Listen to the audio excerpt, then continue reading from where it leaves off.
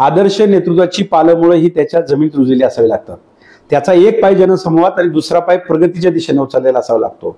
दोन्ही पाय जनसमूहात राहिले तर त्या समूहाची प्रगती होते आणि दोन्ही पाय प्रगतीच्या दिशेने गेले तर त्या समाजाशी त्याचा संपर्क राहत नाही आणि तो नेता राहत नाही.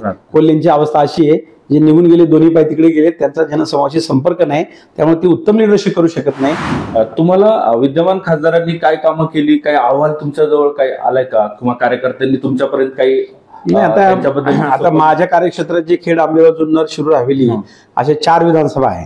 तर मला कोणीतरी सांगितलं की खासदारांनी काहीतरी अहवाल काढला, एक पत्रक काढलेलं आहे. तर ते पत्रक मी बघितलं तर ते सगळं स्वप्न आहे. स्वप्न विकायचं काम ते करतात. अमुक मेडी सिटी, अमुक प्रकल्प, नुसतं स्वप्न विकायचं काम चाललंय त्यांचं. छान भाषण करायची आणि स्वप्न लोकांना विकायची. दुसऱ्या बाजूला आताचे विद्यमान खासदार पदावर आहेत 5 वर्ष, पण त्याचा गावाशीच काही संपर्क नाही. लोक जनमानसात ते मिसळले आहे. लोकांचे प्रश्न शेवटी गावात गेला तर प्रश्न समजेल, ते पब्लिकमध्येच जात नाहीत. तर ते म्हणतात की माझं हे काम आहे का? शेवटी पब्लिकमध्ये लोकप्रतिनिधी गेला तर त्याला प्रश्न कळतात. मोदींची गडकरी हे सोडू शकतात, मोदींचं सरकारच हा प्रश्न सोडू शकतं, विरोधी पक्षाचा खासदार हे सोडू शकत नाही. आणि म्हणून आम्ही लोकांना सांगतो की बदल घडवा, काम करणारा खासदार द्या आणि सत्तेतला खासदार द्या, मोदींच्या नेतृत्वाखाली काम करणारा खासदार द्या. नुसतं भाषण करणारा खासदार काही कामाचा नाही, ते हा प्रश्न सोडू शकत नाही. आणि ते आज स्वाभिमानाच्या गप्पा मारतात किंवा भावनेवर जाऊन त्या ठिकाणी ऍक्टिंग करून मतं मागतात की बाबा मग तुम्ही लोकांच्या पसंतीला उतरले का? लोकांना पसंती मिळाली का? तुम्ही मतदारांची एकनिष्ठ राहिला का? ज्या मतदारांनी तुम्हाला मतदान केलं तेच कार्यकर्ते आज तुम्ही तुमच्या विरोधात बोलतायत. आता देखील बैठकीतून मी आलो तर सगळे राष्ट्रवादी काँग्रेसचे कार्यकर्त्यांचा वाईट अनुभव सांगत होते. यांनी 5 वर्षात आमचा फोन घेतला नाही, आम्हाला फंड दिला नाही, काही काम केलं नाही, आम्ही यांचं काम करून आम्हाला पश्चाताप झालेला आहे.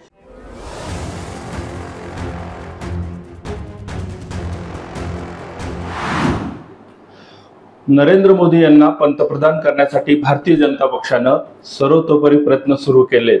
या वेळेला पंतप्रधानपदी नरेंद्र मोदी यांना विराजमान करण्यासाठी भारतीय जनता पक्षानं देशभरात 400+ नारा दिला. महाराष्ट्राचा विचार केला तर महाराष्ट्रामध्ये 45+चा टार्गेट ठेवलंय. आपण शिरूर लोकसभा मतदारसंघाबाबत आज चर्चा करणार आहोत. आपल्यासोबत आहेत शिरूर लोकसभा मतदारसंघात म्हणजे भारतीय जनता पक्षाचे जिल्हाध्यक्ष शरद बुट्टे पाटील. भाऊ नमस्कार. हेड टाइम्स मध्ये आपलं स्वागत. शिरूर मध्ये आपली तयारी कशी चालली आहे, किंवा एकंदरीत महायुतीच्या जागा वाटपात हा मतदारसंघ राष्ट्रवादीकडे गेला आणि भाजप सोबत राष्ट्रवादी काँग्रेस आहे, त्यानंतर शिवसेना आहे आणि भाजप हे 3 मुख्य पक्ष आणि त्यानंतर इतर घटक पक्ष आहेत. तर कशी तयारी चालू आहे मतदारसंघाची काय? शिरूर लोकसभा मतदारसंघच असं नाही तर पूर्ण देशातल्या सगळ्या मतदारसंघामध्ये भारतीय जनता पार्टी गेले वर्षभरापासून लोकसभा निवडणुकीची तयारी करते आहे. तसं पाहिले तर दोन्ही टर्ममध्ये आदरणीय पंतप्रधान नरेंद्रजी मोदी यांनी आपल्या देशाच्या प्रगतीचा ग्राफ हा नेहमी वाढता ठेवलेला आहे आणि त्यामुळं 10 वर्षाच्या कालावधीमध्ये पूर्ण भारताच्या प्रगतीला एक उत्तम दिशा देण्याचं काम त्यांनी केलेलं आहे आणि जगामध्ये पहिल्या 5 मध्ये भारताला आणण्याचं काम नरेंद्र मोदी यांनी केलेलं आहे. आणि आपल्या देशातले जे महत्त्वाचे प्रश्न होते, ज्याच्यामध्ये काही वाद होऊ शकले असते, ज्याच्यामध्ये संघर्ष होऊ शकला असता, असे रखडलेले अनेक वर्षाचे प्रश्न त्यांनी सहजपणानं शांततेने सोडवले. म्हणजे 370चा विषय जम्मू काश्मीरमधला असेल तर त्याच्यावर अनेक वेळेला संघर्ष झालेला आहे. स्वतः मोदीजींनी देखील त्या ठिकाणी लाल चौकात आंदोलन केलेलं आहे. तो प्रश्न त्या ठिकाणी सोडून जम्मू काश्मीरला भारताच्या मुख्य प्रवाहामध्ये आणून तिथल्या विकासाच्या प्रक्रियेला गती देण्याचं काम असेल, 525 वर्षाचा प्रभू श्रीराम मंदिराच्या राम जन्मभूमी मंदिराचा प्रश्न असेल, असे अनेक वर्ष रखडलेले प्रश्न लिहिलेल्या पंतप्रधान नरेंद्र मोदींनी सोडवलेले आहेत. एका बाजूला रखडलेले प्रश्न सोडवणं, 3 तलाकचा प्रश्न असेल, असे रखडलेले प्रश्न सोडवणं आणि दुसऱ्या बाजूला सबका साथ सबका विकास सबका विश्वास या विचारानं त्यांनी ज्या सगळ्या योजना आणल्या त्या सगळ्या योजना या तळागाळातल्या सामान्य माणसासाठी आहेत, सगळ्यांची प्रगती करण्यासाठी आहेत. आणि त्यामुळं मोदीजी 3ऱ्यांदा पंतप्रधान होणं हे फक्त मोदींच्या प्रतिष्ठेसाठी नाही तर नरेंद्रजी मोदी यांनी पंतप्रधान होणे देशाची गरज आहे. देशाला आपल्याला पहिल्या 3 मध्ये आणायचं आहे, जागतिक महासत्ता म्हणून सिद्ध करायचं आहे आणि म्हणून मोदींच्या नेतृत्वाची आवश्यकता आहे. आणि म्हणून भारतीय जनता पार्टीच्या वतीनं पूर्ण देशात गेल्या 2-3 वर्षापासून संघटनात्मक काम अतिशय बारकाईने सुरू आहे. गेल्या वर्षभरात तर त्या ठिकाणी अगदी बूथ पातळीवर जाऊन बूथची रचना 1+30 अशा प्रकारे सगळे बूथ बांधण्याचं काम आम्ही केलेलं आहे. बूथवर आम्ही कामं वाटप देऊन कार्यकारी समिती केलेली आहे. बूथ अध्यक्षांची ट्रेनिंग आम्ही घेतलेली आहेत. लाभार्थी जे आहेत आज प्रत्येक गावात गेलं तर शेकडो लाभार्थी आहेत. मग PM किसानचे तुम्ही घ्या, सुकन्या समृद्धी तुम्ही घ्या, त्याच्यानंतर उज्ज्वला गॅसचे तुम्ही त्याच्यामध्ये घ्या, लसीकरण 100% सगळ्यांचं त्यांनी केलं. अनेक प्रकारच्या योजना आहेत. आता 12 बोलण्यासाठी विश्वकर्मा योजना त्या ठिकाणी त्यांनी आणली, त्याचे मोठ्या प्रमाणात अर्ज आले ते मंजूर होत आहेत. प्रत्येक कुटुंब प्रधानमंत्री आवास योजना असेल, प्रत्येक कुटुंबासाठी मोदींनी योजना आणली आणि त्याच्यामुळे लाभार्थी जे आमचे आहेत, ज्या अलीकडच्या 5 वर्षातल्या लाभार्थ्यांचा संवाद आम्ही साधतोय. लाभार्थी संवाद अभियान सुरू आहे. आमचा प्रत्येक कार्यकर्ता वाडी वस्तीला जाऊन लाभार्थ्यांशी बोलतोय, त्यांच्या प्रतिक्रिया घेतो आहे, त्यांच्यावर सेल्फी काढून आम्ही ते अपलोड करतो आहे. त्यामुळे अतिशय बारकाईने भारतीय जनता पार्टीचं काम पूर्ण देशात चालू आहे. शिरूर लोकसभेमध्ये मी जिल्हाध्यक्ष झाल्यानंतर राजगुरुनगरला भामला कार्यालय सुरू करून सगळ्या आमच्या शिरूर लोकसभेचा विचार केला तर 4 विधानसभा आहेत. मावळ लोकसभेतली एक मावळ विधानसभा माझ्याकडे आहे. या सगळ्या विधानसभा मतदार क्षेत्रामध्ये आमचे निवडणूक प्रमुख, आमचे मंडलाध्यक्ष, आमचे जिल्हा कार्यकारिणी, आमचे बूथ अध्यक्ष, शक्ती केंद्र प्रमुख आणि आमचे प्रदेश अध्यक्ष आदरणीय चंद्रशेखर बावनकुळे साहेब, पालकमंत्री चंद्रकांतदादा पाटील आणि आमचे राज्याचे नेते देवेंद्रजी फडणवीस यांच्या माध्यमातून आम्ही सगळ्यांना ऍक्टिव्ह केलेलं आहे. आमचे सगळे लोक गेले वर्षभर ऍक्टिव्ह मोडमध्ये आहेत. मतदारांपर्यंत आम्ही पोहोचलोय. मतदार यादीचं वाचन आम्ही 2 वेळा केलंय. मतदार यादीमधले ज्या चुका आहेत त्या आम्ही दुरुस्त करायला लावलेल्या आहेत. नवीन मतदारांची नोंदणी आम्ही मोठ्या प्रमाणावरती केलेली आहे आणि सगळी अभियानं, सगळ्या योजना अतिशय बारकाईने आम्ही राबवल्यात. आम्ही फार त्याची जाहिरात सगळीकडे केली असं नाही, पण आमचा सरळ ॲप आणि आमचं नमो ॲप आहे, त्याच्यावरती आमचा सगळा डाटा त्या ठिकाणी फीड होतो. अगदी अखिल भारतीय पातळीवर केलेल्या कार्यकर्त्याचं कामाची मोजत होते, त्याचं कौतुक होतं आणि त्यामुळे आमचे सगळे कार्यकर्ते लहान मोठे हे मतदारांपर्यंत पोहोचले, लाभार्थ्यापर्यंत पोहोचलेले आहेत आणि त्यामुळे शिरूर लोकसभेची अतिशय उत्तम तयारी मोदींच्या पाठीमागे मतदार उभे राहावेत यासाठी कार्यकर्त्यांनी बारकाईने केली. कदाचित आम्ही त्याची मांडणी केली नसेल, जाहिरात केली नसेल, परंतु आम्ही जी तयारी केलेली आहे त्याचा खूप मोठा उपयोग आता महाराष्ट्रामध्ये महायुती आहे. महायुतीचे इथले जे उमेदवार आहेत राष्ट्रवादीचे शिवाजी आढळराव पाटील, त्यांना खूप चांगला उपयोग भारतीय जनता पार्टीच्या तयारीचा होणार आहे. किंबहुना मागच्याच 2 दिवसापूर्वी चंद्रकांतदादा पाटील आले, त्यांनी सगळ्यांचा समन्वय केला आणि राज्याचे उपमुख्यमंत्री अजितदादा पवारांनी देखील भारतीय जनता पार्टीच्या आमच्या कार्यालयाला भेट दिल्यानंतर त्यांनी बघितलं की आम्ही सगळ्या बूथचे व्हॉट्सअप ग्रुप केलेत. आमचा दिल्लीचा निरोप देखील डायरेक्ट आमच्या ग्रुपवरून आमच्या कार्यकर्त्याला जातो.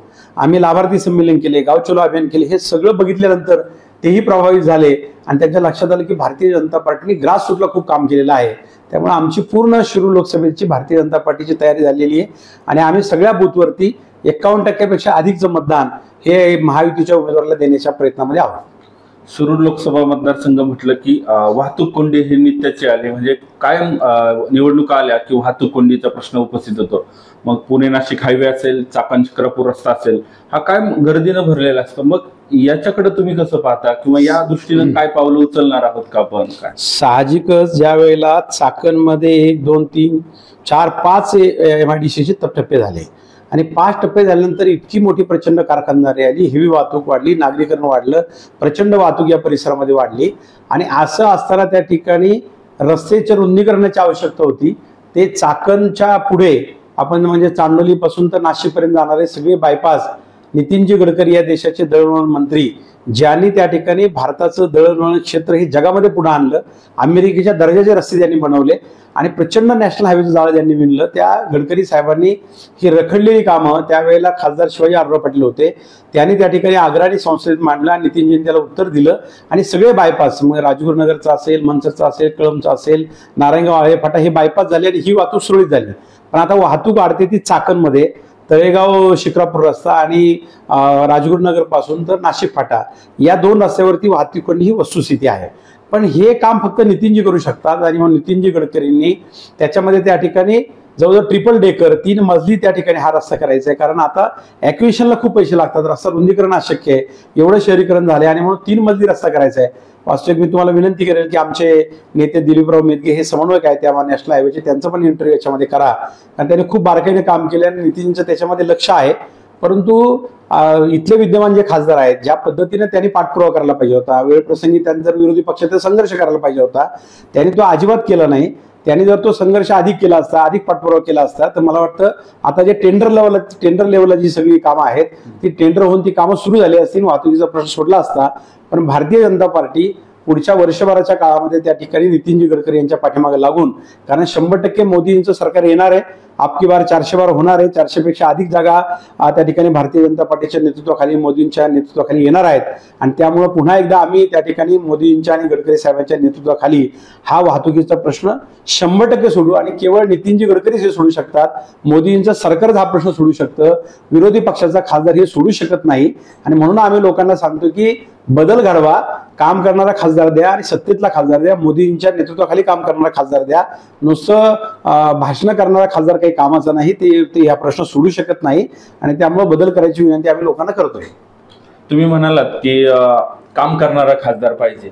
मग तुम्ही आढळराव पाटलांकडे 15 वर्ष होती आणि कोल्हेंकडे 5 वर्ष आहेत. ह्या दोन म्हणजे उमेदवार आहेत आता महायुती महाआघाडीची, ही तुलनात्मकता कशी कराल? असं आहे की पहिले काही वर्ष शिवाजी आढळराव पाटील हे सत्तेत नसलेल्या पक्षामध्ये सेना भाजपची युती होती आणि त्या काळामध्ये खासदार होते. पण ज्या टायमाला केंद्रामध्ये त्या ठिकाणी मोदींच्या नेतृत्वाखाली सत्ता आली, तर त्या काळामध्ये मात्र शिवाजी आढळराव पाटलांनी खूप प्रोजेक्ट खेचून आणले. आणि विरोधी पक्षात असताना देखील शिवाजी आढळराव पाटलांनी जे इथले विकासाचे मुद्दे मांडले, जो पाठपुरावा त्यांनी त्याच्यामध्ये केला. एक तर शिवाजी आढळराव पाटील हे व्यक्तिमत्व पूर्ण वेळ लोकांसाठी वाहून घेतलेलं आहे. त्यांना तुम्ही 11 वाजता फोन करा, 12 वाजता करा, पहाटे करा, ते फोन घेतात, गावोगावी जातात. त्यांना एक वेळ लागल्याप्रमाणे तो लोकांसाठी काम करणारा माणूस आहे. आणि त्यामुळे मी मागच्या वेळी सुद्धा माझ्या नशिबानं ते जरी मागच्या वेळी पराभूत झाले तरी मी त्यांचाच प्रचार करत होतो.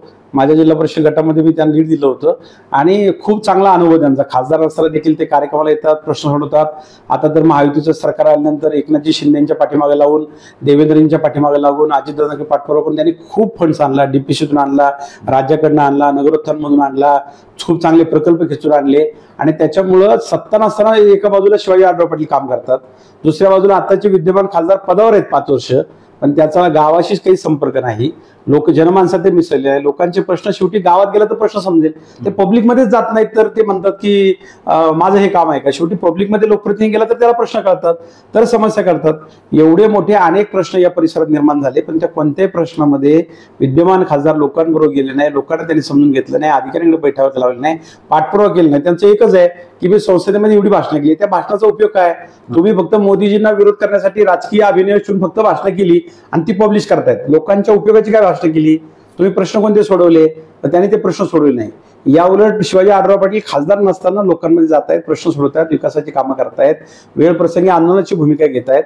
आणि त्याच्यामुळे हा फरक आहे की शिवाजी आढळराव पाटील नेते आहेत, कार्यकर्ते आहेत, आणि आताचे खासदार जे अभिनेते आहेत त्यांचा अभिनय उत्तम आहे. त्याने अभिनय मोठा करावा, सिनेमा सृष्टीत जावा, अगदी ऑस्कर त्याला मिळावा, आमच्या शुभेच्छा आहेत. पण लोकप्रतिनिधी म्हणून त्यांचं व्यक्तिमत्व अजिबात योग्य नाही. लोकप्रतिनिधी म्हणून ते लोकांच्या अपेक्षा पूर्ण करू शकत नाही, उन्हातानात लोकांमध्ये फिरू शकत नाही, वाडी वस्ती ते जाऊ शकत नाही, त्यांना अजिबात वेळ नाही. त्यांनी राष्ट्रवादी असतानाच सन्मान्य अजितदादांना विनंती केली की मला वेळ नाही, मला याच्यातून मोकळं करा. आणि आता पुन्हा भावनेच्या आधारे जाऊन निवडणूक आली म्हणून ते आता गेले 3 महिने फक्त पळायला लागलेत आणि मीडियामधून वेगवेगळ्या प्रकारची वक्तव्य करून सहानुभूती मिळवण्याचा प्रयत्न करतात, परंतु त्यांचं लोकांमध्ये अजिबात काम नाही. तुम्ही मध्यंतरी तुमचं सोशल मीडियावर एक रील्स फिरतोय किंवा हा म्हणजे बिनकामाचा खासदार म्हणून, किंवा हा फक्त सोशल मीडियावर खासदार दिसतो, म्हणजे कोल्हेंबाबत तुमचं तो रील्स आहे, तो व्हिडिओ फिरतोय, त्याबद्दल कसं, त्याच्याकडे कसं पाहता? मी कार्यकर्त्यांशी बोलताना हा विषय लोकांना समजून सांगत होतो की बरीचशी निवडणूक सोशल मीडियावरती आणि भावनेवरती नेण्याचा प्रयत्न इथं सुरू आहे.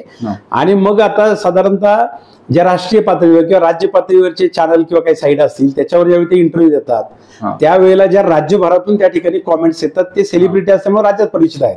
आणि मग त्या राज्यातल्या प्रतिक्रिया आहेत, त्यांना इथलं शिरूर लोकसभेतलं दुखणं माहित नाही. इथली वाडी वस्ती, दलित वस्ती, ठाकरवाडी, इथले गोरगरीब जनता, हे त्यांना तिथल्या लोकांना इथले प्रश्न माहित नाही शहरातल्या. ते कॉमेंट्स करतायत आणि त्याच्यात कॉमेंट्समध्ये माझ्यासारखा कार्यकर्ता थोडासा त्याच्यामध्ये ऍक्टिव्ह असल्यामुळे मी त्यावेळी ते अकाउंट चेक करतो, त्यावेळी ते अकाउंट मला ब्लॉक दिसतात, ते अकाउंट नुकतेच उघडलेले दिसतात, ते अकाउंट बोगस दिसतात आणि तेच लोक कॉमेंट्स करतात. आणि असं वातावरण करायचा प्रयत्न झालेला आहे. शिरूर लोकसभेतल्या 5% पण कॉमेंट त्यांच्या बाजूने नाहीत, सगळ्या बाहेरच्या कॉमेंट्स आहेत. बाहेरचे लोक थोडी मतदानला येणार आहेत, इथला मतदारच मतदान करणार आहे. त्याच्यामुळे ते जे आभास निर्माण करतायत की मला खूप पाठिंबा आहे आणि माझ्यामध्ये सहानुभूती, ते चुकीचं आहे. आणि मला असं वाटतं की केवळ भावनेवर सहानुभूतीवर मतं मिळून उपयोग नाही, व्यवहारिक दृष्टिकोन पाहिजे. मी किती लोकांचं काम केले, मी लोकांच्या किती उपयोगाला आलो, आणि ते आज स्वाभिमानाच्या गप्पा मारतात किंवा भावनेवर जाऊन त्या ठिकाणी ऍक्टिंग करून मतं मागतात की बाबा मग तुम्ही लोकांच्या पसंतीला उतरले का? लोकांना पसंती मिळाली का? तुम्ही मतदारांची एकनिष्ठ राहिला का? ज्या मतदारांनी तुम्हाला मतदान केलं तेच कार्यकर्ते आज तुम्ही तुमच्या विरोधात बोलतायत. आता देखील बैठकीतून मी आलो तर सगळे राष्ट्रवादी काँग्रेसचे कार्यकर्त्यांचा वाईट अनुभव सांगत होते. यांनी 5 वर्षात आमचा फोन घेतला नाही, आम्हाला फंड दिला नाही, काही काम केलं नाही, आम्ही यांचं काम करून आम्हाला पश्चाताप झालेला आहे. मग तुम्ही नागरिकांशी आणि मतदारांशी एकनिष्ठ राहिला नाही आणि मग तुम्ही तुमच्या राजकीय पक्षाचे विधायक मानतात. मी यांच्याशी एकनिष्ठ म्हणून मला मतं द्या आणि मी त्यांच्याशी एकनिष्ठ म्हणून मतं द्या. पण मतदारांशी तुम्ही एकनिष्ठ आहात का? जनतेशी एकनिष्ठ आहात का? मला त्यांना प्रश्न विचारायचा. तुम्ही जनतेशी एकनिष्ठ राहा. मतदार हा राजा आहे आणि मतदाराशी एकनिष्ठ राहून तुम्ही मतं मागितली पाहिजे. तुमचं पक्षाचं राजकारण हा काही लोकांचा प्रश्न नाहीये, तो तुमच्या पक्षाच्या लेवलचा आहे. तुम्ही पब्लिकच्या दृष्टीने मुद्दे मांडले पाहिजेत, लोकांच्या प्रश्नावर तुम्ही चर्चा करायला पाहिजे. उलट माझी आपल्या सगळ्या पत्रकार बंधूंना विनंती आहे की या मतदारसंघातले प्रश्न आणि या मतदारसंघ प्रश्न सोडण्यासाठी खासदार म्हणून त्यांना जे अधिकार मिळाले, जे हत्यार मिळाली आहेत, त्याचा वापर त्यांनी किती केला याच्याबद्दल खरं तर चर्चा व्हायला पाहिजे. त्याच्यावर निवडणूक व्हायला पाहिजे. आता काय चाललंय? आरोप प्रत्यारोप, भावनिक राष्ट्रवाद, स्वाभिमान, मी कुठं होतो, ते कुठं होते, कोण फुटलं, कोणी काय केलं, ह्याच्यावरती लोकांना त्याच्याशी काय घेणं. लोकांचे प्रश्न सुटत नाहीत. आता साधं तुम्हाला सांगतो की आता तीव्र पाणी टंचाई वाढली आहे. नरेंद्र मोदींनी जलजीवन मिशनची योजना आणली. घरोघरी त्या ठिकाणी नळ देण्यासाठी प्रचंड मोठा पैसा कन्याकुमारी पासून काश्मीरपर्यंत प्रत्येक गावात योजना सुरू आहे. योजना केंद्राची आहे. अनेक योजनांचे डीपीआर चुकलेत. अनेक योजनांमध्ये विहिरी आता कोरड्या पडल्या, त्याच्यावरून ती पाणी योजना होत आहेत. अनेक ठिकाणच्या योजनांच्या तक्रारी आल्यात. मला सांगा की हे विद्यमान खासदारांचं काम नव्हतं का? जलजीवन मिशन मध्ये त्यांनी किती बैठका घेतल्या, किती गावचे डीपीआर तपासले, किती गावच्या पाणी योजनेला व्हिजिट केली, का त्यांच्या टीमला त्यांनी पाठवलं, किती दुरुस्त्या केल्या. तुम्हाला उदाहरण सांगतो. माझ्या भागामध्ये कोयंडे तळवडे उंचावर गाव आहे. दोन्ही चासकामांचं डॅम आणि भामासकेचं डॅम दूर आहे आणि त्या गावांना प्यायला पाणी टँकर लागतो. आणि डीपीआर करताना त्या जुन्या विहिरी होत्या ज्यांना पाण्यात, त्याच्यावरच योजना झाल्या. योजना मंजूर झाल्या घाईमध्ये, टेंडर पण झाले. मी गावाला व्हिजिट केल्यानंतर लोकांनी मला सांगितलं की भाऊ याला उन्हाळ्यात पाणीच मिळणार नाही, आम्हाला टँकर लागेल यावर्षी. मी अधिकाऱ्यांकडे पाठपुरावा सुरू केला. अधिकारी म्हणले आता मुदत संपली पाणी योजनांची मंजुरीची, आता काय होणार नाही. आणि नेमका त्या टायमाला टँकर सुरू झाले. 50 टँकर सुरू केले.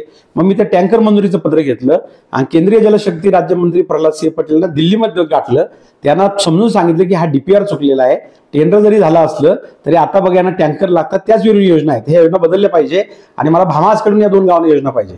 सगळी यंत्रणा हल्ली मुंबईपासून आणि त्या योजना टेंडर झालेल्या महाराष्ट्रातले एकमेव उदाहरण आहे. वर्कऑर्डर झालेल्या योजना मी रद्द करायला लावल्या आणि आता भामाजखेड धरणावरून त्या 2 गावांना पाणी देतोय. हे खासदार अनेक ठिकाणी करू शकले असते. आता हेदरूची योजना कोरडी पडली आहे, पाणी योजना झाली पण टाकेल विहिरीमध्ये पाणीच नाही. असं खासदारांना प्रत्येक गावात लक्ष घालता आलं असतं, लोकांना न्याय देता आला असता, टँकर बंद करता आले असते. खासदार फिरकलेच नाहीत तर त्यांना कळणार कसं विहिरीला पाणी आहे की नाही? तुम्ही फिरलं तर मग लोकांमध्ये कळेल. तर जलजीवन मिशन मध्ये त्यांनी लक्ष दिलं नाही. 29 योजना केंद्राच्या प्रचंड योजना आहे. प्रधानमंत्री मातृवंदना योजना, गरोदर मातासाठी केंद्राची योजना आहे. पीएम किसान, लोकांना आणि काही लोकांना पैसे मिळत नाही, आधार कार्ड नाव चुकले, तुम्हाला कॅम्प लावता आले असते. केंद्राच्या इतक्या प्रचंड योजना असताना त्या योजनांवरती त्यांनी अजिबात लक्ष दिलेलं नाही. आणि मला तुम्हाला विषय सांगायचं की ह्या केंद्राच्या योजनांचा आढावा घेण्यासाठी जिल्हा पातळीवरती दिशा नावाची समिती आहे. तर याच्यामध्ये प्रकाश जावडेकर साहेब अध्यक्ष होते, नंतर मुरलीधर त्यांचे त्या ठिकाणी अध्यक्ष झाले आणि जिल्ह्यातले सगळे खासदार त्याचे सहअध्यक्ष असतात. आणि या बैठकीमध्ये तुमच्या सगळ्या 29 केंद्राच्या योजनांचा आढावा घेतो. मग प्रधानमंत्री आवास असू द्या, जलजीवन मिशन असू द्या, सर्व शिक्षा अभियान असू द्या, राष्ट्रीय ग्रामीण आरोग्य अभियान असू द्या, सगळ्या योजनांचा, त्या योजनांमध्ये देखील त्या ठिकाणी किंवा त्या दिशा समितीमध्ये देखील आताच्या खासदारांची ही कामगिरी ही अतिशय सुमार आहे, किंबहुना अजिबात प्रभावी नाही. फार त्यांनी कुठले मुद्दे मांडले नाही. एका दुसऱ्या बैठकीला गेले, अनेक बैठकीला तिथेही त्यांनी दांड्या मारल्या, तिथेही त्यांनी लक्ष दिलं नाही. म्हणून केंद्राच्या अनेक योजना राबवल्या इथं आपण कमी पडलो. त्यांच्या हातात होते, त्यांना काही त्यांच्या नेत्यांनी किंवा त्यांच्या आमदारांनी किंवा नेत्यांनी कुठे अडवलं होतं का तुम्ही मिटिंगला जाऊ नका? मिटिंगला त्यांनी जायला पाहिजे की ह्या विषयावर मुद्द्यावर चर्चा व्हायला पाहिजे. या मुद्द्यावरती लोकांनी प्रश्न विचारले पाहिजे. या मुद्द्यावर त्यांनी त्यांची कामगिरी मांडायला पाहिजे होती. दुसरा तुम्हाला साधा मुद्दा सांगतो की बघा, अंगणवाडी हा जो विषय, छोटा विषय आहे. अंगणवाडी ही योजना केंद्राची आहे. ICDS एकात्मिक बाल विकास योजना ही योजना केंद्र सरकारची आहे. आता आपल्या तालुक्यातलं सांगतो, बाकी जाऊ द्या. आपल्या खेड तालुक्यात इंडस्ट्री आली, नागरीकरण वाढलं, सगळ्या देशभरातून लोक इथे राहायला आले. एका अंगणवाडीच्या आमची शाळेचं बघितलं तर 30 मुलांच्या मागे एक शिक्षक, 30 मुलं साधारणतः त्या अंगणवाडीमध्ये पाहिजे. आज एका अंगणवाडीमध्ये 40, 50, 60, 70, 100 मुलं बसतात, एकावर बसतात. पण नवीन अंगणवाडी होत नाही. कारण का? तर केंद्राचं धोरण बदलायला पाहिजे. आणि असं आपल्याकडेच घडलं इंडस्ट्रीमुळे आपल्या पुण्याच्या अवतीभोवती. खेड तालुक्यात नवीन 48 अंगणवाडीची मागणी. तिथं 60, 70, 80 मुलं एका रूम मध्ये, ती लहान मुलं ज्यांचं भविष्य देशाचं घडवणारी मुलं आहेत ती बसतात. तर यांनी जर हे फिरले असते, अंगणवाडीला व्हिजिट केली असते किंवा लोकांशी संपर्क असता, लोक त्यांना भेटले असते, त्यांनी केंद्रामध्ये पत्र दिलं असतं किंवा केंद्रात हा विषय मांडला असता तर नवीन अंगणवाडी निर्माण झाल्या असत्या. इतका छोटा विषय पण तुमच्या नॅशनल हायवे इतकाच हा देखील विषय महत्वाचा आहे. लहान मुलांचं भविष्य आहे. आज ही गरीबाची मुलं त्या ठिकाणी उन्हातानामध्ये त्या चेंगराचेंगरी करून बसतायत. हा विषय त्यांना माहित पण नाहीये. त्यांना मी सांगतो चॅलेंज त्यांनी कुठल्या अंगणवाडीला भेट दिली हा विषय त्यांना माहित पण नाही की हा केंद्राची योजना आहे आणि मी हा प्रश्न सोडू शकतो. आता हे आम्ही स्थानिक स्वराज्य संस्थेत काम करतो. मी 20 वर्ष त्याच्यात काम करतो. मला बारकाईने विषय माहिती आहे. मी डीपीसी मध्ये हा मुद्दा आणला. ऑनलाईन बैठक होती आणि डीपीसी मध्ये मी अजितदादांच्या समोर हा विषय मांडला.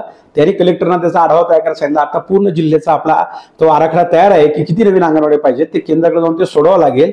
पण यांनी हे करायला पाहिजे होतं. अमोल कोल्हेंची माझी काही व्यक्ती काही दुश्मन नाही. त्यांचा माझा कुठलाही वाद नाही किंवा त्यांना मी कधी भेटलेलो पण नाही. पण मी विकासाचे मुद्दे सगळ्या नेत्यांनी पुढे आणले पाहिजेत.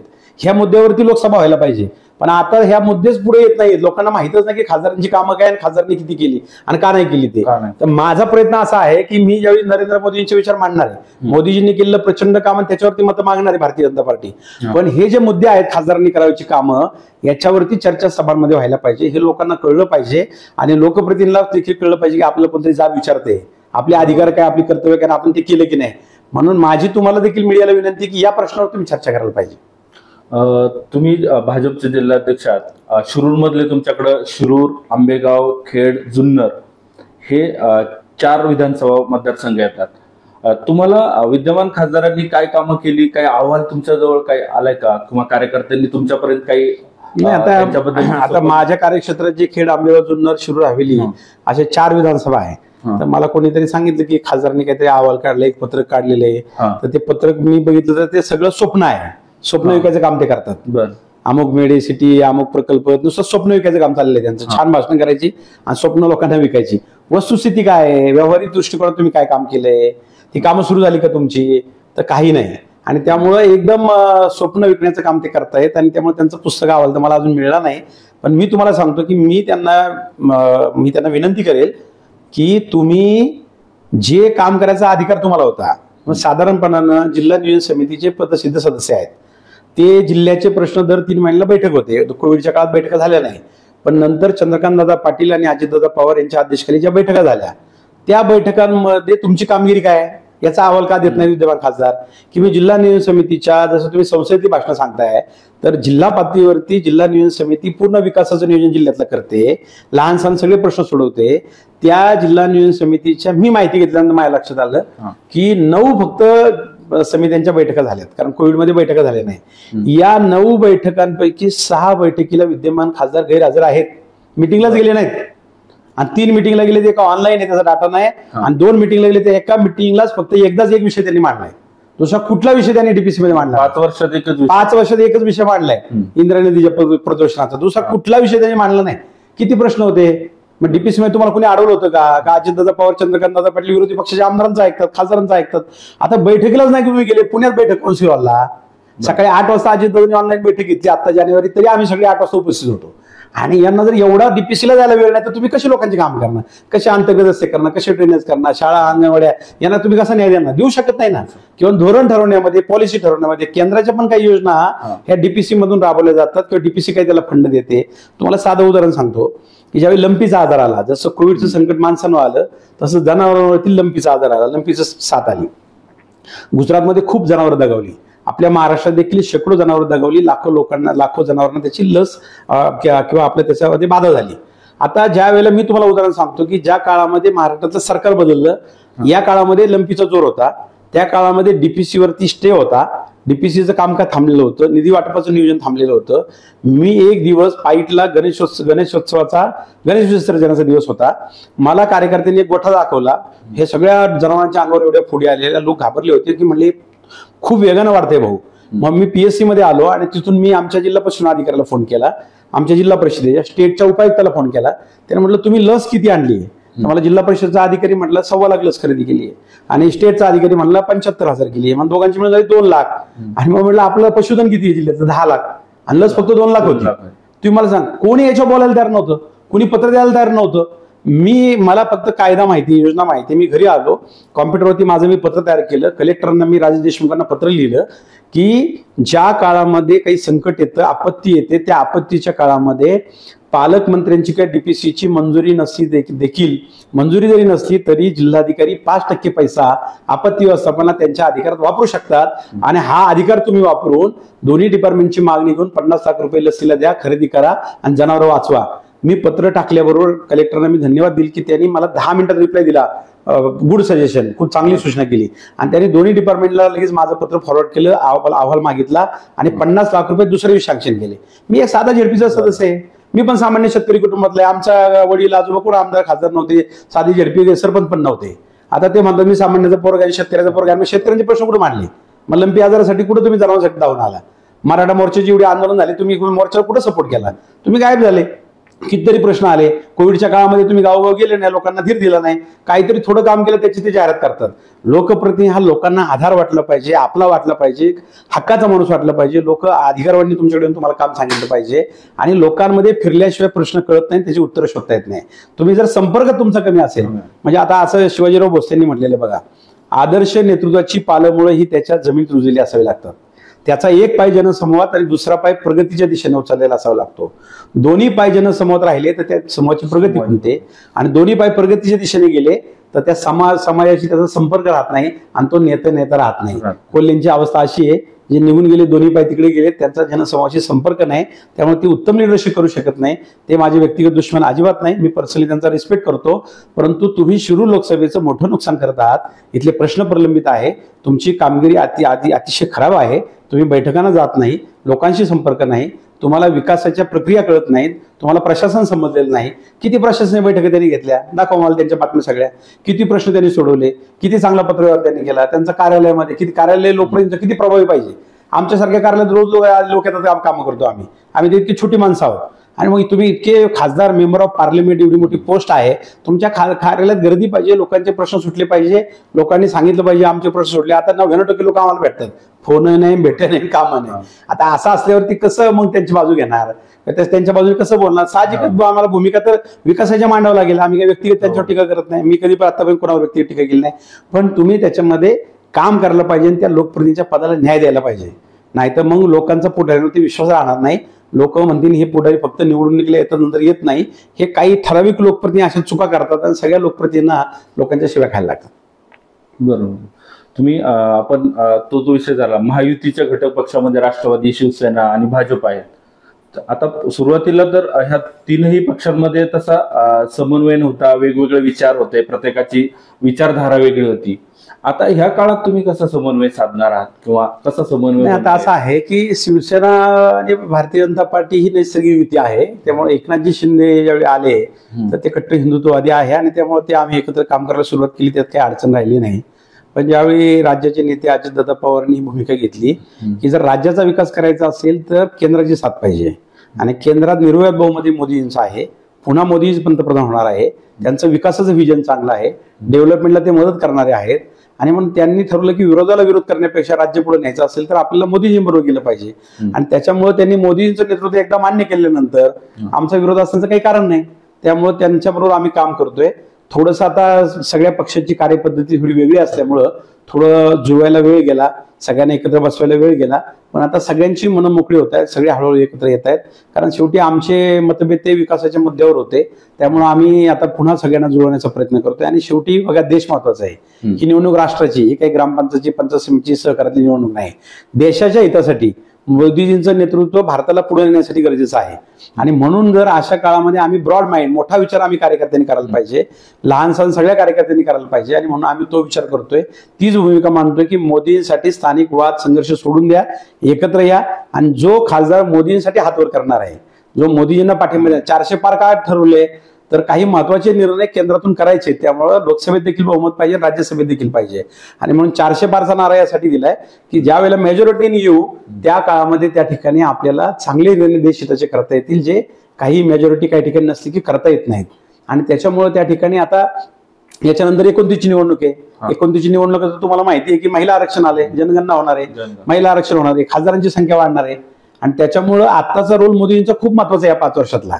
आणि त्याच्यामुळे त्या ठिकाणी आता मोदींच्या पाठीमागच इथला खासदार गेला पाहिजे, तरच या भागातले डेव्हलपमेंटचे मोठे प्रश्न सोडू शकतात. मग तो आदिवासी भाग असेल, शहरीकरण असेल, पूर्वपट्टा असेल, दुष्काळी भाग असेल, पुनर्वसनाचे इथले प्रश्न असतील, हे सगळे मोठ्या प्रमाणात सोडवायचे असतील तर केंद्र सरकारची ताकद पाहिजे. आणि त्याच्यासाठी अजितदादांनी निर्णय घेतलेला आहे. त्यामुळे देवेंद्रजी, अजितदादा आणि एकनाथ शिंदे अतिशय चांगलं एकत्र काम करतात. त्यामुळे आम्ही काही आमचा संघर्ष होणार नाही. काही लोकांना स्वप्न आहेत की यांचं एकमेकात पटायचं नाही, एकत्र यायचेच नाही, कुरखोड्या करतील, पण असं काही होणार नाही. आम्ही एक दिलानं काम करू आणि मेजॉरिटी आता जी चर्चा चालली ती चर्चा व्यवहारी अजिबात नाही. मी तुम्हाला सांगतो वरवर चर्चा आहे. ग्रास रूटला महायुतीला प्रचंड पाठिंबा आहे. शिवाजी आढळराव पाटलांच्या मागे लोक आहेत आणि शिवाजी आढळराव पाटील काही लाखाच्या मताच्या फरकाने निवडून येतील. आपल्यासोबत भाजपचे जिल्हाध्यक्ष शरद बुट्टे पाटील होते. त्यांनी खासदाराची काय कामं असावीत आणि मतदारसंघ नक्की व्हिजन काय असावं या सर्व बाबींवर चर्चा केली. याशिवाय भाजपचं व्हिजन काय असणार आहे, शिरूरमध्ये निवडणुकीतली रणनीती किंवा प्रचार यंत्रणा काय असेल यावर भाष्य केलं. धन्यवाद.